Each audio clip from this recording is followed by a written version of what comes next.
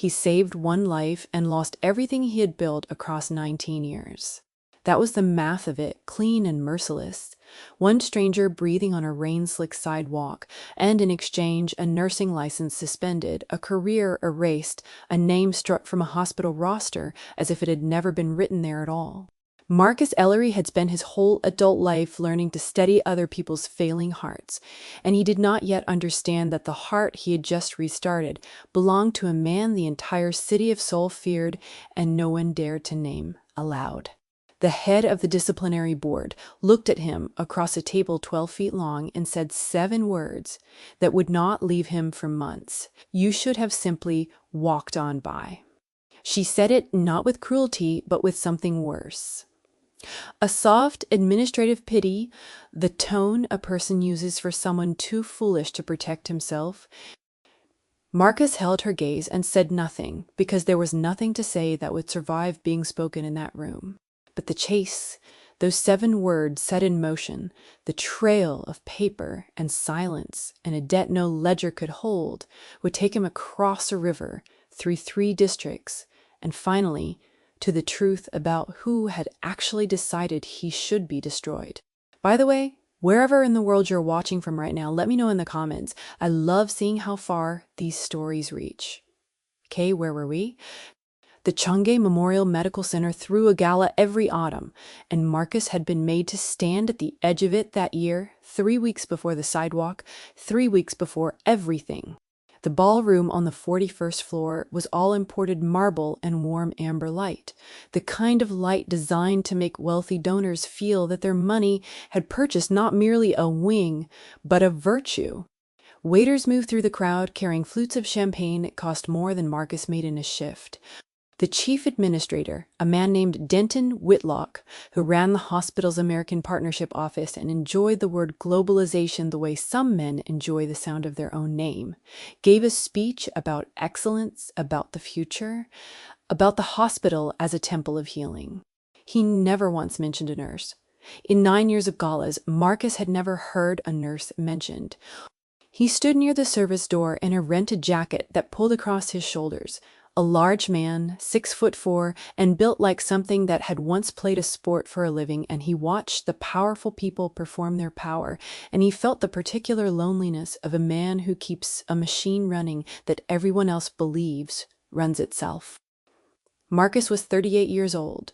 He had come to Seoul 9 years earlier, following a woman who had left him within the year, and he had stayed because the work was good and the pay was fair, and because in a country where he would always be visibly foreign, the fluorescent honesty of a hospital at 3 in the morning made no distinctions between origins. A dying man does not care where the hands that save him come from. Marcus had learned that on his first night in the cardiac unit, and it had become the closest thing he had to a faith. He worked the overnight rotation in the coronary care ward because the overnight was where the real crises lived, and the daylight administrators did not. And over those 9 years, he had become the nurse the doctors quietly requested and never publicly credited. He could read a rhythm strip the way a musician reads a score. He had a stillness in emergencies that made frightened people calmer just by his presence in the room. He noticed things. That was the word his oldest colleague used for him. Marcus noticed things. He noticed, for instance, that Denton Whitlock's speeches always emphasized what the hospital had received and never what it had given. He noticed that the new billing systems, the ones Whitlock had championed, produced numbers that did not always match the care he watched delivered on the ward. He noticed, but he did not speak, because he had learned that a large black foreigner who spoke up in a Korean institution built on hierarchy and appearance would be heard first as a threat, and only later, if ever, as a witness. So he kept his observations the way a careful man keeps loose coins in a jar. He did not examine. He told himself it was not his business. He told himself the machine ran and his job was to keep his corner of it running. The night that ended his career began on a Tuesday, the sky opening up in one of those cold October downpours that turn the streets to black mirrors. Marcus had finished a 14-hour shift and was walking to the bus stop, hood up, exhausted in the specific way of a man who has held a stranger's life in his hands and then clocked out at market rate. He was crossing the pedestrian bridge over the smaller channel, near the medical district when he saw the crowd. Not a crowd, exactly. 4 people standing in a loose ring around something on the ground, none of them moving toward it, all of them holding up phones. And on the ground, in a suit that had cost more than a car, a man in his 60s. Gray-faced, one hand clutching the front of his own shirt, going down and staying down. Marcus did not decide to run. His body decided for him, the way it had 1,000 times. The training deeper than thought. He was on his knees on the wet pavement before he had finished registering the scene. 2 fingers at the carotid, ear to the mouth, eyes on the chest, nothing. No breath, no pulse, the skin already taking on the waxen cast of a heart that had stopped its work. Around him, the phones kept filming. Someone said, in Korean, "Do you know who that is?" Marcus did not answer. He laced his fingers, locked his elbows, and began compressions, counting under his breath, 110 a minute, driving down into the man's chest with the full weight of his shoulders, while the rain ran down the back of his neck and soaked through to his skin. He worked that man for 9 minutes. He remembers the number because he counted the cycles and multiplied. 9 minutes of compressions on cold concrete, breaking 2 of the man's ribs the way you always do if you are doing it correctly, breathing for him twice in every 30, feeling nothing, feeling nothing, feeling nothing, and then, at the edge of the 9th minute, feeling a flutter under his fingers, a pulse thready as a moth against a window, and then the man's chest heaving on its own, and a gasp that sounded like a door opening in another world. The ambulance arrived 40 seconds later. Marcus gave the paramedics a report in the crisp shorthand of his trade: downtime, interventions, response, and then he stepped back and let them take over, and the last thing he did before they loaded the man into the vehicle was note that the patient's suit had no wallet, no phone, nothing to identify him, as though someone had already gone through his pockets, or as though he was a man who carried nothing because everyone already knew his name. Marcus went home. He slept the dead sleep of the physically emptied. And he woke the next afternoon to 11 missed calls from the hospital and a summons to the office of Denton Whitlock, which arrived not as a request, but as a command formatted as a request. The charge, when they laid it out, was so absurd that Marcus laughed once, a short bark of disbelief before he understood they were serious. He had, they said, performed a medical intervention while off duty on a member of the public without the hospital's authorization, thereby exposing Chung-hae Memorial to catastrophic liability. He had, they said, identified himself in the course of the incident as a nurse employed by the hospital. He had not. He was certain he had not. But there was footage, and in the footage a bystander could be heard saying the word nurse. And it did not matter who had said it. There was, Whitlock explained, with the grave patience of a man delivering a diagnosis, a policy. There was a policy about liability and off-duty acts and the hospital's exposure, and the policy had been violated, and the board would convene, and the outcome, though of course not predetermined, was already sitting in the room with them like a 4th person nobody wanted to name.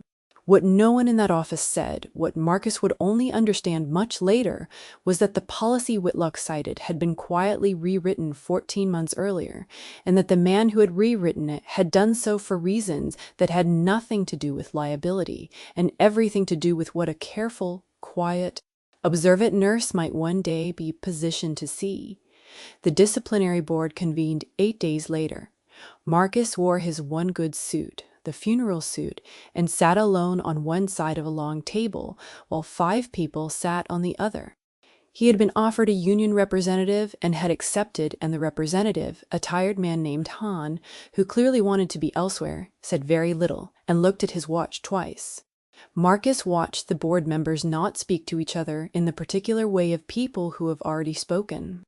The decision, he understood, had been made in some earlier room, and this room existed only to give the decision the appearance of process.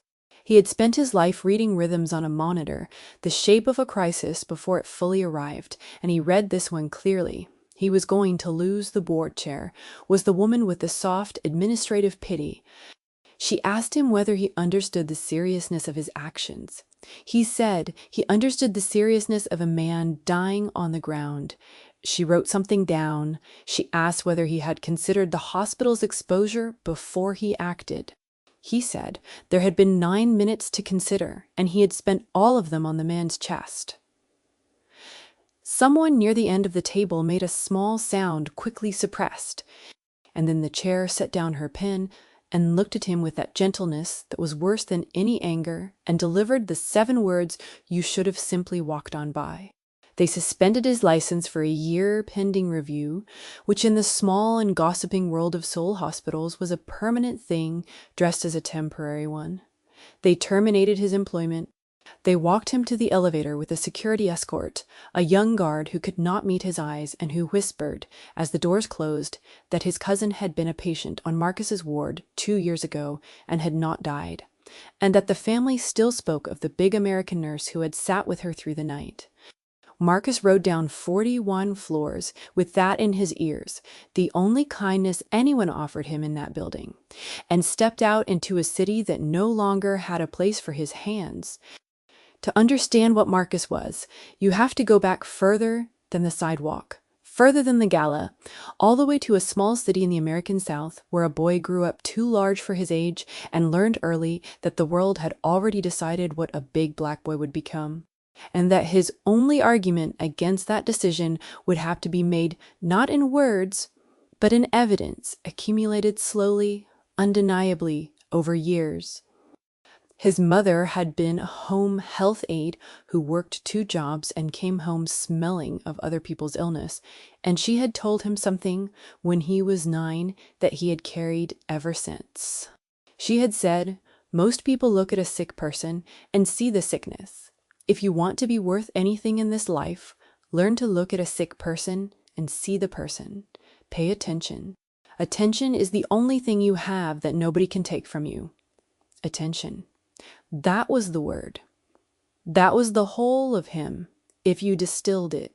Where other people managed situations, Marcus listened to them. Where other people arranged the appearance of care, Marcus delivered the thing itself. He had gone into nursing, not because it was a calling in the greeting card sense, but because it was the one profession he had found where paying attention was not a soft skill, but the entire job, where the reward for noticing was a living heart instead of a dead one. He had never wanted power. He had watched powerful men his whole life, and he had noticed in his quiet, accumulating way that they were almost always the least attentive people in any room, because power relieved them of the need to notice. The world arranged itself around them. They never had to see it. The man Marcus had saved on the bridge did not enjoy that luxury of not seeing. That was the first thing that separated him from Whitlock and the board and everyone else in the amber-lit tower. His name was Seo Jinwoo, and for 19 years he had run the largest and most disciplined criminal organization in the southern half of the peninsula, and he had survived that long in a business that eats its practitioners precisely because he noticed everything. He was 61 years old. He had come up from nothing, from a fishing village and then a shipyard, and then the docks where the real education began, and he had built an empire on a single principle that his younger, more violent competitors had never grasped, that the most valuable thing in the world is accurate information about people, and that you acquire accurate information not by intimidation, but by attention. Seo Jinwoo watched people. He remembered what they said, and more importantly, what they did not say. And when his heart had stopped on a rain-slick bridge, and every phone in the vicinity had come out to film his death, one man out of all of them had knelt down in the water and refused to let him die. And Seo Jinwoo, waking 3 days later in a private room with 2 broken ribs and a heart beating in an unfamiliar rhythm, had asked one question before any other. Who was he? The trail that would lead Marcus out of his ruin began 4 days after the board's decision, on a gray morning when he was sitting in his small apartment doing the terrible arithmetic of the unemployed, and a knock came at the door. Not the aggressive knock of a landlord or the tentative knock of a neighbor, but 3 even unhurried taps. The knock of someone who has all the time in the world and no anxiety about being received. Marcus opened it to a woman in her 50s, small, immaculately dressed, with the calm eyes of a person who has seen a great deal and been surprised by none of it. She introduced herself as a lawyer. She said she represented a client who wished to remain unnamed for the present. She said her client owed Marcus a debt that could not be measured, and that repaying it would not be simple, and that it would require Marcus to understand something first before he could understand anything else. And then she handed him an envelope, thick sealed, and said that inside was not money, which he might have expected, but the beginning of an explanation, and that when he had read it he would find an address, and at that address a person who would give him the next piece, and that the choice to follow the pieces or to burn the envelope was entirely his own, and would be respected either way. Marcus, who noticed things, noticed that she had not once used the word please and had not once needed to. He noticed that her deference to him was total, and yet contained no fear, which meant her client's power was of a kind that did not require fear to enforce itself. He noticed that she waited until he had taken the envelope to bow, precisely, correctly, the bow one gives to a person of standing, and that she did not turn her back on him as she left. He closed the door and stood in his kitchen and held the envelope for a long time before he opened it, because some part of him understood that whatever was inside would divide his life into a before and an after as surely as the sidewalk had. Inside was a single sheet of heavy paper, handwritten in an elegant and old-fashioned script, and it said this: "You saved a man who was not worth saving by the reckoning of most, and you did it without knowing who he was, which means you did it for the only reason that matters. The people who punished you did so because your goodness was inconvenient to their arrangements. You do not yet know how deep those arrangements run. If you wish to know, go to the address below and speak with the woman there. She will tell you one true thing and give you one sealed page. Follow it or do not. Either way, the debt stands." And beneath that, an address across the river in a district Marcus had never had reason to visit. He went the next morning.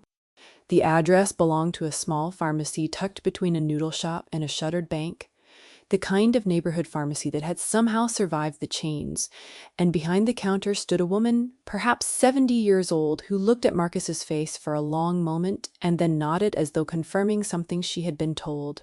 She explained in careful English, mixed with Korean, a pharmacist who had spent 40 years in this district, and she had known Seo Jinwoo since he was a young man on the docks, and she was one of a small number of people scattered across the city whom he trusted to carry pieces of things.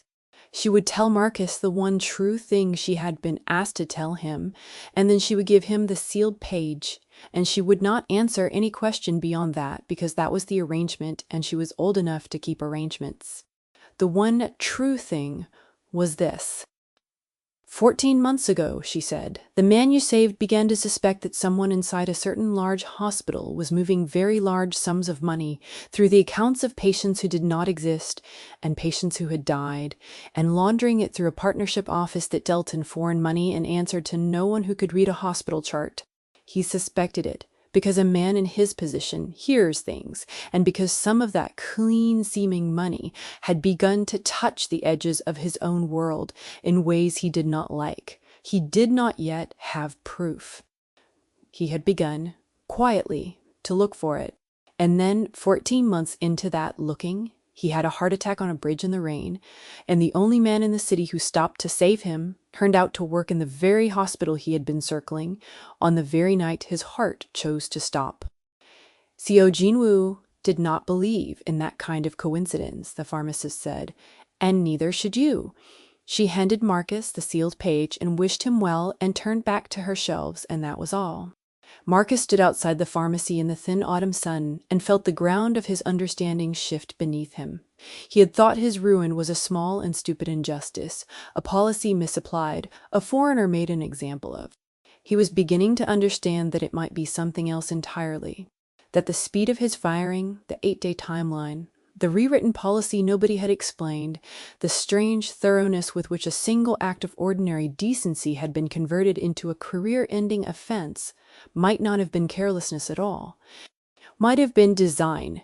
Someone at Shanghai Memorial had wanted Marcus gone and wanted him gone fast, and the sidewalk had merely provided the pretext. The question that opened up in front of him, cold and enormous, was why? Why would anyone go to that trouble for a night shift nurse who kept his head down and kept his corner of the machine running? And the answer, when it came, would be the most frightening thing of all, because he had noticed things. Because a man who pays attention is, to a man with something to hide, the single most dangerous object in the building. The sealed page sent him to a second custodian and the second to a third. And over the following 2 weeks, Marcus crossed the city, following a trail that had plainly been laid before he had ever agreed to walk it, by a mind that had considered his choices in advance and prepared for each of them. He came to understand, as he went, that this was not a treasure hunt and not a test of his loyalty, though it functioned as both. It was an education. Seo Jinwoo, or whoever was orchestrating this on his behalf, wanted Marcus to arrive at the truth in stages, each custodian adding a layer, so that by the time he understood the whole of it, he would understand it in his bones and not merely in his head. And there was something else, something Marcus recognized because it was so much like his own oldest habit. The trail was patient, it never rushed him, it never withheld out of cruelty. It gave him one true thing at a time and let him sit with it. It was, he slowly realized, the work of a man who paid attention. He was following a trail laid by his own reflection, made in another life, on the other side of the law. The second custodian was a retired detective who now ran a small tea house near the eastern markets, a lean and watchful man who had left the police force under circumstances he did not discuss and who greeted Marcus with a frank assessment of a professional sizing up a witness.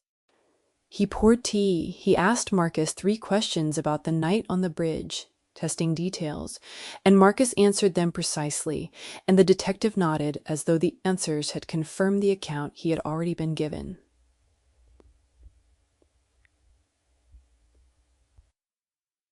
Then he told Marcus his piece of the truth. The money moving through Chonghai Memorial, he said, was not being laundered by some faceless syndicate. It was being run by a single man inside the hospital, a man with access to the billing systems, the partnership accounts, and the patient records, and with the authority to change policies and hire and fire staff. A man trusted absolutely by the hospital's board because he had served it faithfully for many years and had made it a great deal of money. The detective slid a photograph across the low table. Marcus looked at it and the tea went cold in his hands because the man in the photograph was Denton Whitlock. The detective watched him absorb it. He did not soften it. He said that Whitlock had been skimming and laundering for at least 3 years, that the operation had grown to something on the order of 40 million American dollars, and that 14 months ago he had become aware that someone dangerous had begun to sniff at the edges of it. And so Whitlock, careful and thorough, had done what careful men do when they feel exposed. He had begun to clean his environment. He had begun, quietly, to remove anyone in the hospital who was in a position to see too much, framing each removal as routine, as policy, as performance management, spacing them out over months so that no pattern would show. 3 nurses and a records clerk had left Cheonghei Memorial in the preceding year under pretexts that, examined together, formed a shape. And the last name on the list, the one Whitlock, had been unable to find a pretext for because the man was too good at his job and too careful to give offense, was Marcus Ellery, the night nurse who noticed things.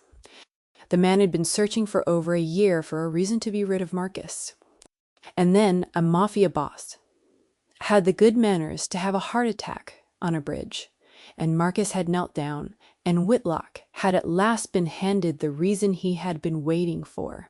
There is a particular grief in learning that your ruin was not an accident. Marcus sat in the tea house long after the detective had finished. Turning it over, he was not, he found, angry in the way he might have expected. The anger was there, but it sat underneath something colder and clearer, which was the professional recognition of a job done well. Whitlock had played him precisely. He had understood Marcus's nature, his decency, his reflex to save, and he had used that reflex as the mechanism of his removal. It was elegant. It was the kind of thing Marcus's own mother would have called with contempt clever, and it depended entirely on Whitlock's certainty that a fired foreign nurse with a suspended license had no power, no allies, and no way to fight back, which had been true. Right up until the moment a man with 2 broken ribs woke in a hospital bed and asked, who was he? The third custodian was not a person, but a place, and it was the place that changed everything. The detective gave Marcus a key and an address and one instruction, that he was to go alone. The address led to a storage unit in an anonymous facility on the industrial edge of the city, Unit 207, and inside it, on a folding table under a bare bulb, Marcus found a banker's box. And inside the box, he found the war that Seo Jinwoo had been quietly waging for 14 months. Ledgers, printouts, photographs, bank records from 3 countries. A patient roster annotated in a small, meticulous hand, with dead patients circled and their phantom billings traced, names of shell companies, date, amounts. A map, hand-drawn, of how the money left the hospital, passed through the partnership office, split into a dozen streams, and reassembled itself clean in accounts that traced back through enough layers to defeat a casual investigator, but not a patient one, to Denton Whitlock. Marcus stood in that concrete room and understood 2 things at once. The first was that he was holding enough to destroy Whitlock utterly, in the courts, in the newspapers, in every arena the man had used to build his respectability. The second, and the one that made his hands go, still was the handwriting, the annotations, the traced billings, the small meticulous notes in the margins connecting one fact to another. He knew that habit of mind. He had it himself. Whoever had assembled this had not done it with the blunt tools of intimidation that a criminal empire supposedly ran on. They had done it with attention. Someone had sat in a room for 14 months and paid attention to Denton Whitlock the way Marcus paid attention to a failing heart, watching for the shape of the crisis before it fully arrived, and had caught it and had written it all down.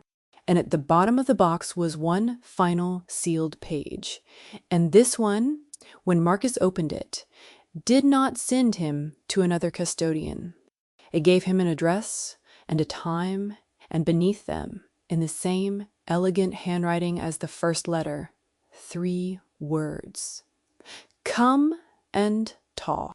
The address was a modest house in a quiet hillside neighborhood, nothing like the fortress Marcus had imagined, and the man who opened the door himself was thinner than the man from the bridge, pale still, moving carefully around his broken ribs, but with eyes that took Marcus in completely in the first half-second, top to bottom, the way a doctor reads a chart. Seo Jinwoo stepped back and gestured him inside. There were no guards visible, which Marcus understood was itself a statement, a demonstration of a power so complete it did not need to be displayed. There was tea again, always tea, and there was a long silence while the 2 men looked at each other, the nurse and the crime lord, the man who saved lives and the man who had ended them, and Marcus felt the strangeness of recognizing, across that impossible distance, a kindred way of moving through the world. Seo Jinwoo spoke first. In slow and careful English, he said, "You did not know who I was." Marcus said, "No." Seo Jinwoo said, "If you had known, would you have stopped?" And Marcus, who had turned this exact question over 100 times in the weeks since, gave the only honest answer he had. He said, "I would have stopped for the heart. I do not stop for the man. The heart does not know what the man has done." Seo Jinwoo looked at him for a long moment and then did something Marcus had not expected. He laughed, a short, dry laugh that pulled at his healing ribs and made him wince. And he said that in 19 years, no one had ever answered him so plainly, and that it was worth the 2 broken ribs to hear it. They talked for 3 hours. Seo Jinwoo told him the whole of it, filling the gaps the custodians had left.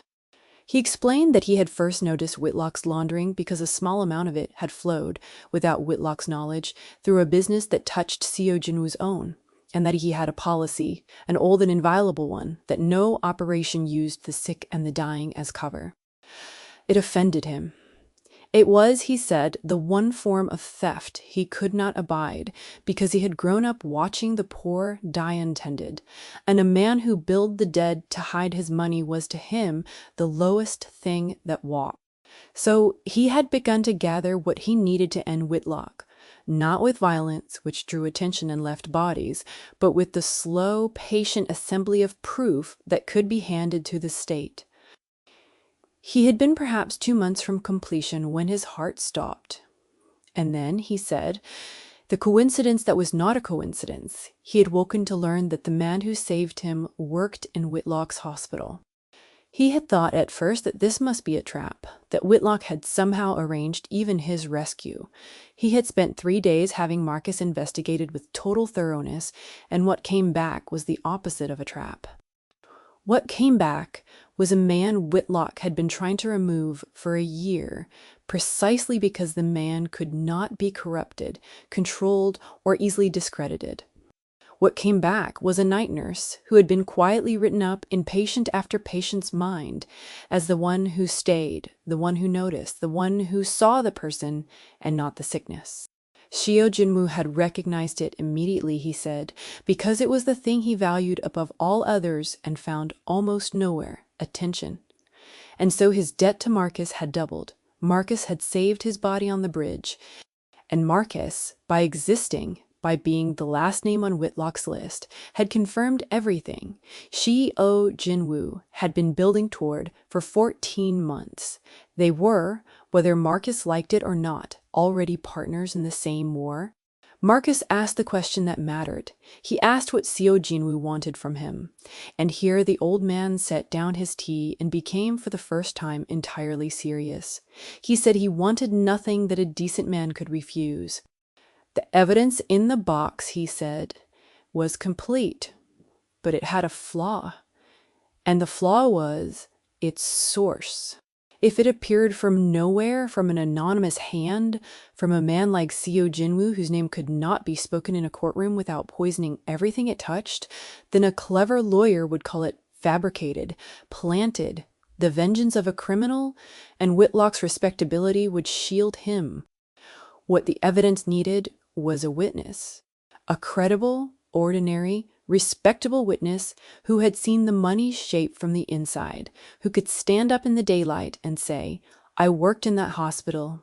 I noticed these irregularities in the billing over these years, and here's where they lead.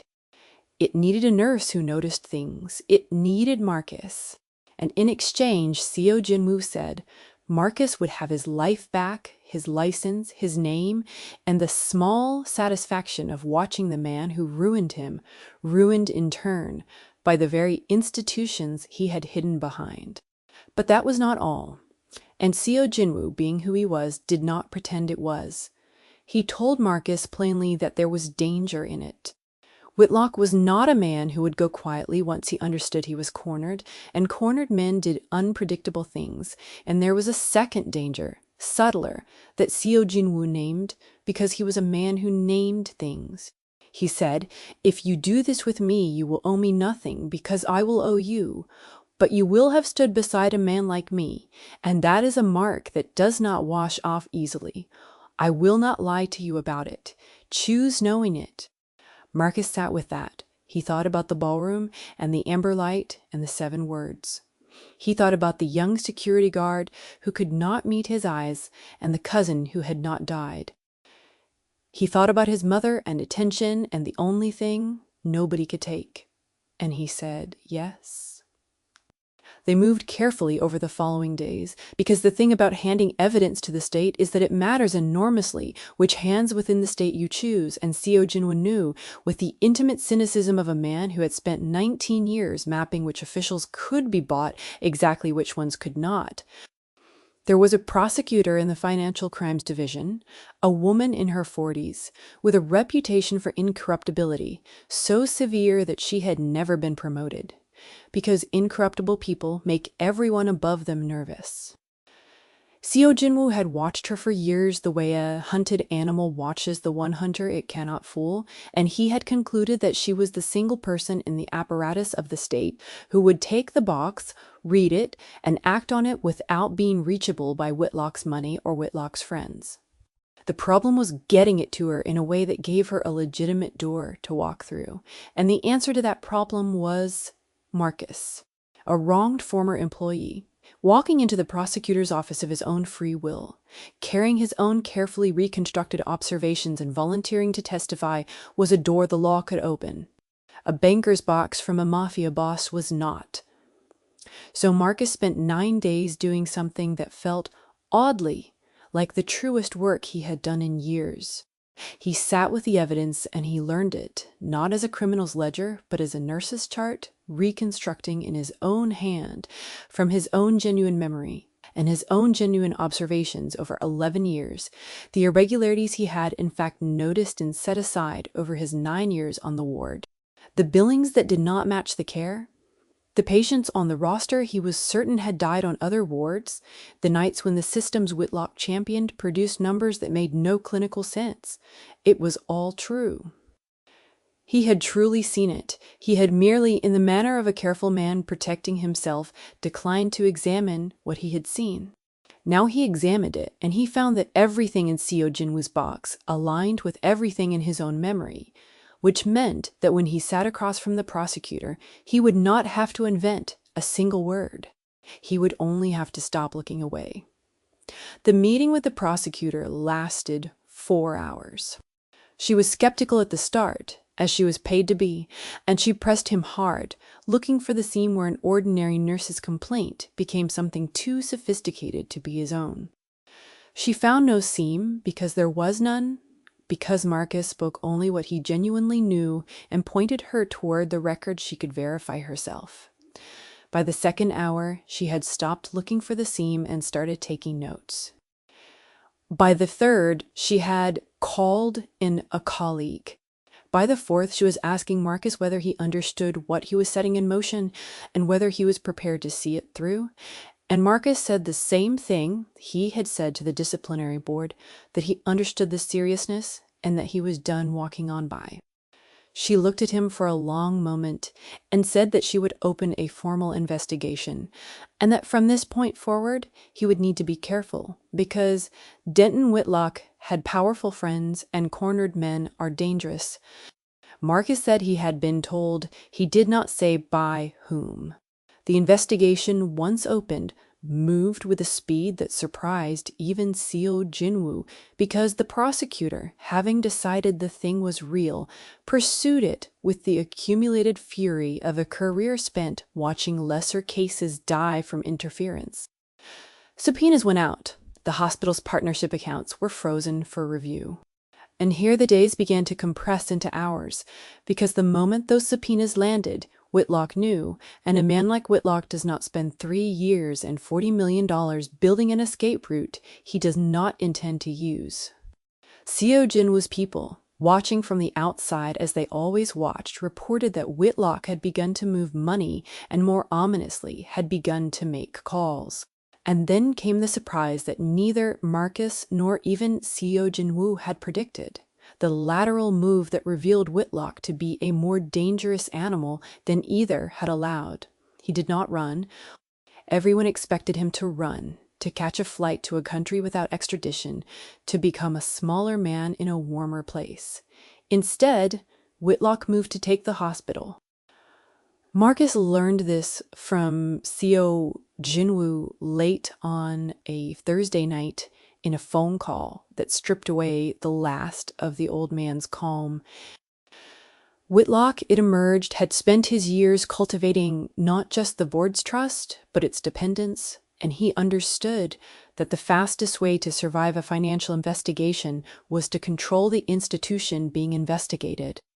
There was an emergency board vote scheduled, engineered by Whitlock's allies under the cover of the crisis, that would grant him expanded emergency authority over the hospital's finances and legal affairs, ostensibly to manage the scandal, in reality, to bury it. If it passed, Whitlock would gain the power to seal records, dismiss the internal witnesses, characterize the whole affair as the fabrication of a disgruntled foreign employee, and shape the narrative before the prosecutor could complete her work. The vote was in 40 hours, and the board had 11 members, and by Seo Jin-woo's count, 6 of them were already Whitlocks, either bought or frightened, which was enough. It was precisely enough. The arithmetic was merciless, and Marcus felt it in his chest like a rhythm going wrong. 40 hours, 6 votes to 6 was a loss for them because Whitlock's motion needed only a simple majority, and he had it. They needed to turn one board member, just one, to move one of the 11 from Whitlock's column to theirs, or even to abstention, and the motion would fail and the investigation would proceed unobstructed and Whitlock's escape hatch would slam shut. Seo Jin-woo, on the phone, laid out the cold options in the voice of a man who had solved such problems before by means Marcus did not want to imagine. There were things they could do to a wavering board member, he said. There were pressures that could be applied. And Marcus, hearing it, understood that this was the second danger the old man had warned him of at the very beginning, the mark that does not wash off, and that if he let Seo Jin-woo solve this the old way, then everything he had done to reclaim his name in the daylight would be quietly poisoned at the root. So Marcus said no. He said, "Let me do it my way." And Seo Jin-woo, on the other end of the line, was silent for a long moment, and then said the thing that told Marcus their partnership had truly become one of equals. He said, "Tell me your way and I will listen. Not I will decide. I will listen." It was the most respect Marcus had been shown by anyone in his adult life, and it came from a criminal, and he would think about that for years. Marcus's way was built on the one thing he had that Whitlock did not, which was the truth, and on the one skill he had that Whitlock had always underestimated, which was attention. Over the next 30 hours, working through the night and into the next day, fueled by the prosecutor's records and Seo Jin-woo's information network and his own 9 years of quiet observation, Marcus assembled a profile of all 11 board members, not to threaten them, but to understand them. 6 were Whitlocks. Of the remaining 5, 4 were already firmly against him. The 11th, the one who mattered the wavering vote, was a woman named Dr. Song, a cardiologist in her 60s who had spent her whole career on the clinical side of the hospital and had risen to the board on the strength of her medicine rather than her politics. She was not bought. She was not frightened.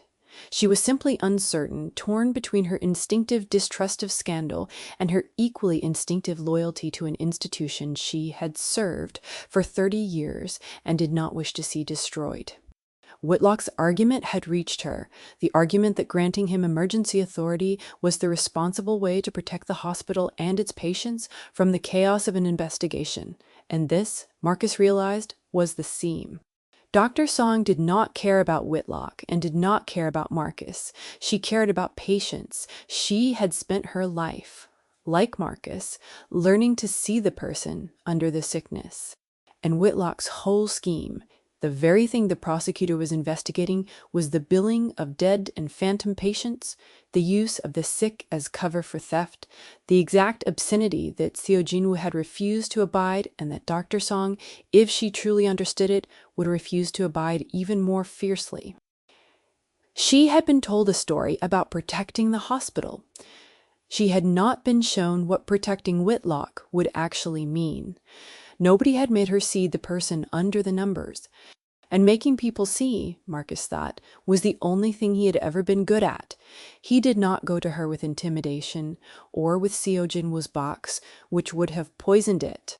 He went to her with a request for 11 minutes of her time, delivered through the prosecutor's office so that it carried the legitimacy of an ongoing investigation rather than the taint of a fired employee's grievance. And when she agreed, warily, Marcus did not argue with her about power or process. He laid in front of her the patient roster, the annotated one, and he pointed to the circled names.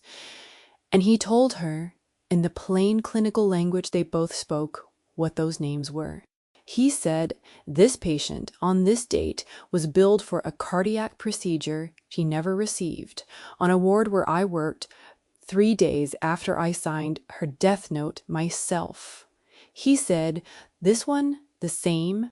He said, there are 40 million American dollars, Dr. Song, and every dollar of it was pulled through the record of someone who trusted this hospital to see them as a person. And the man asking you to give him emergency control tomorrow is the man who did this. And the reason he wants that control is to make sure no one ever sees these names again. He watched her face while he said it, the way he had watched 1,000 faces at 3 a.m, and he saw the exact moment the thing landed, the moment the abstraction of a governance vote became the concrete image of a dead woman billed for a procedure she never had. Dr. Song was quiet for a long time. Then she asked him one question, the only one that mattered to her. She asked whether the records could be verified independently, whether she was being asked to take his word, and Marcus said no. He said, do not take my word. Here are the file numbers, verify them yourself. Tonight, from the hospital's own systems before the vote, I am not asking you to trust me. I am asking you to look. And that single distinction was the whole of who Marcus was, and it was the thing that turned her. She did not promise him anything. She stood and shook his hand and said she would look. And a careful man knows that when a serious person says she will look and means it, the outcome is already decided. Because the truth was on his side, and the truth survives looking. The next 26 hours were the longest of Marcus's life, and he spent most of them doing something he had never done, which was waiting on the outcome of a battle he had set in motion but could not control.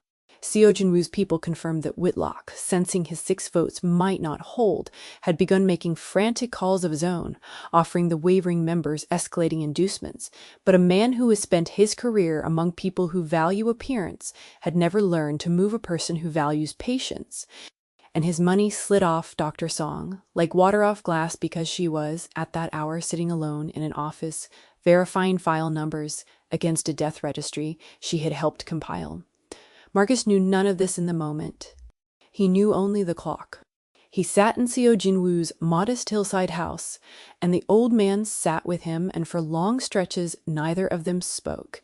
And Marcus understood that this too was a kind of attention, the willingness to sit with another person through the unbearable hours, and that Seo Jinwoo, killer that he was, knew how to do it better than most of the people Marcus had called friends. The vote was held at 10 a.m.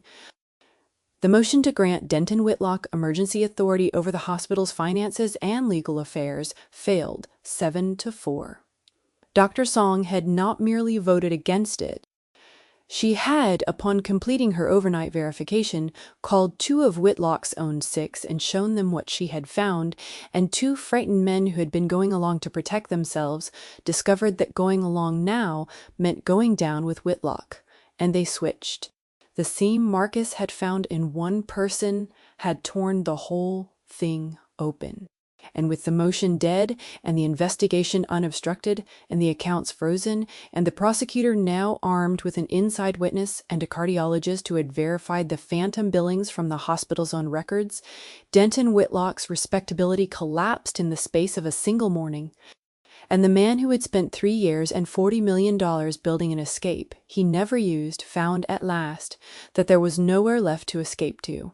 He did run, then but too late, and not far.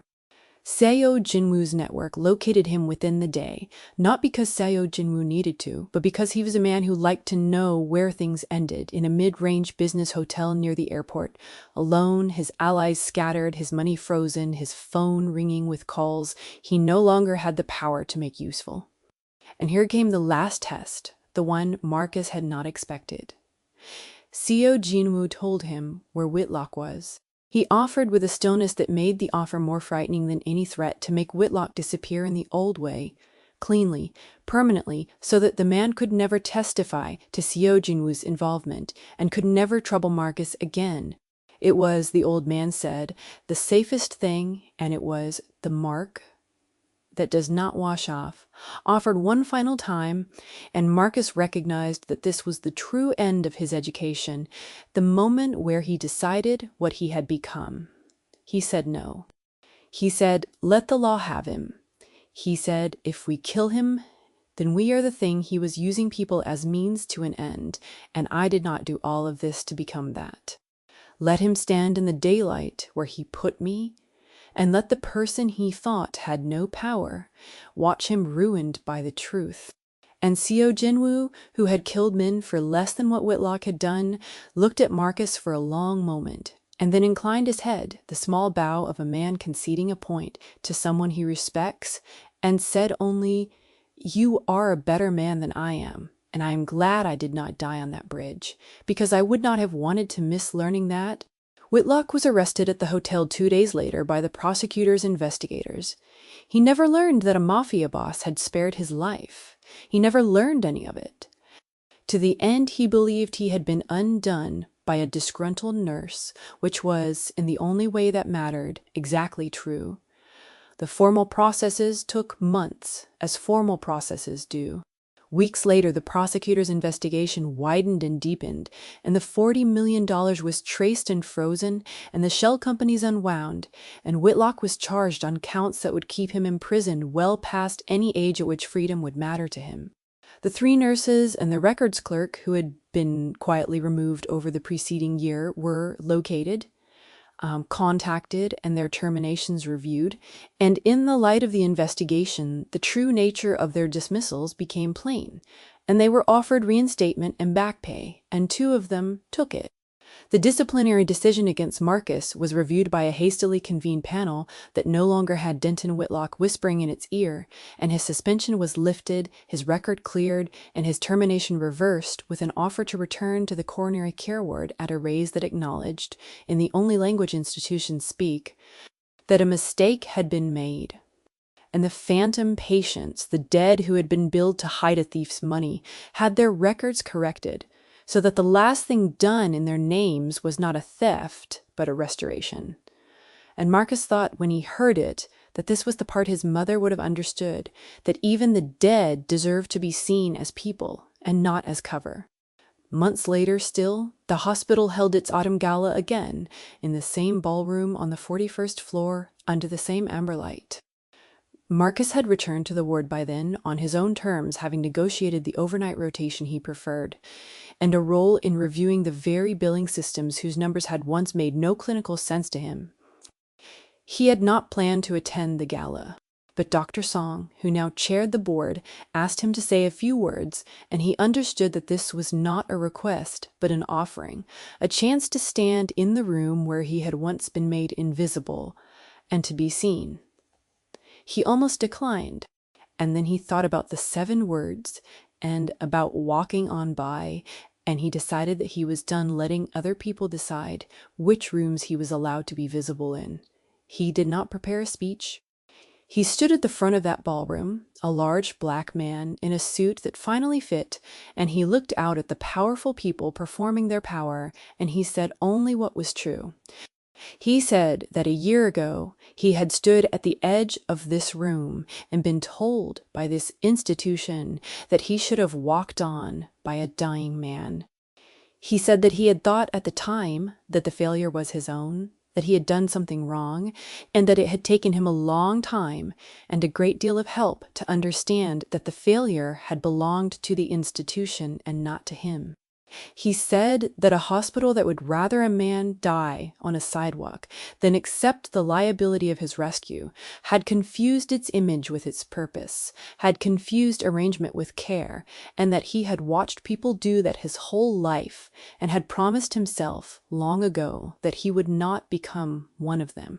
And then he said the thing his mother had told him when he was 9. the thing that was the whole of him. He said most people look at a sick person and see the sickness. If you want to be worth anything, learn to see the person. Pay attention. Attention is the only thing you have that nobody can take from you. And then he stepped back from the microphone, and the room was silent, and then it was not, and he did not stay to enjoy the applause, because that had never been the point. Seo Jinwoo did not attend, of course. But a car took Marcus, afterward, to the modest hillside house, and the old man was waiting with tea, moving more easily now, his ribs long healed, and they sat together as they had on the worst night, and for a while neither of them spoke. Then Seo Jinwoo said that the debt was paid, that he considered them, even his life, for Marcus's name, and that Marcus owed him nothing and never had.